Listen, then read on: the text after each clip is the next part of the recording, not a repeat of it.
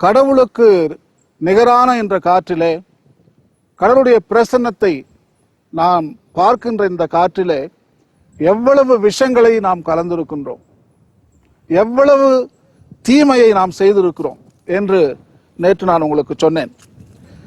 ஆனால் இறைவன் நாம் செய்த குறைகளை மன்னிக்கிறார், மன்னிப்பு கொடுக்கிறார். நாம் எவ்வளவு விஷங்களை இந்த காற்றில் கலந்தாலும் இறைவன் அவற்றை தூய்மைப்படுத்திக் கொண்டே இருக்கிறார். இந்த காற்று தன்னையே சுத்தப்படுத்தக்கூடிய சக்தியும் இருக்கின்றது, மன்னிக்கின்ற சக்தி. இறைவன் எப்படி மன்னிக்கிறாரோ அதை போல் இந்த காற்று, இந்த எலமெண்ட்டும் நம்மளை மன்னிக்கின்றது.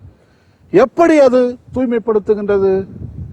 கார்பன் சைக்கிள் என்று சொல்வார்கள், கார்பன் சிங்க் என்று சொல்வார்கள், கார்பன் தொட்டிகள் என்று அழைக்கலாம். கார்பன் தொட்டி என்பது மொத்தம் 3 தொட்டிகள் இருக்கின்றன. கார்பன் சிங்க், ஒன்று கடல், கடலிலே நாம் இந்த வளிமண்டலத்தில் போடுகின்ற இந்த கார்பன் டை ஆக்சைடு, மீத்தேன், கடல் எடுத்துக்கொள்ளுகிறது ஒரு பகுதியை. 30% கார்பன் டை ஆக்சைடு கடல் எடுத்துக்கொள்ளுகிறது. அதனால்தான் அதை கார்பன் தொட்டி என்று சொல்வார்கள். ஒன்று.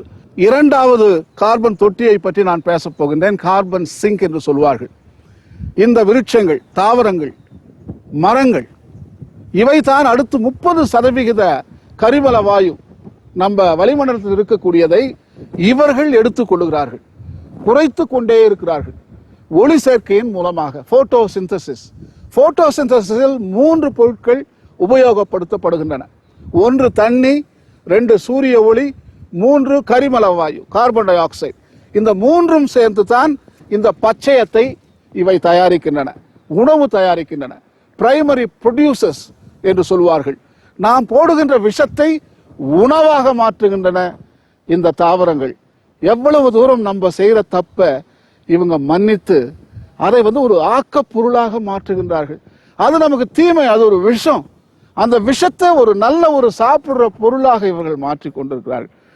எப்பேற்பட்ட ஞானம் மிக்கவர் நமது படைப்பாளி, எப்பேற்பட்ட கிளவரா விஷ்டத்தோடு படைச்சிருக்கிறார். ஒவ்வொன்று எல்லாமே ரீசைக்கிள், எல்லாமே ரீயூஸ், எல்லாமே மீள் பயன்பாடு. இந்த இயற்கையை பார்த்து நாம் கற்றுக்கொள்ள வேண்டும்.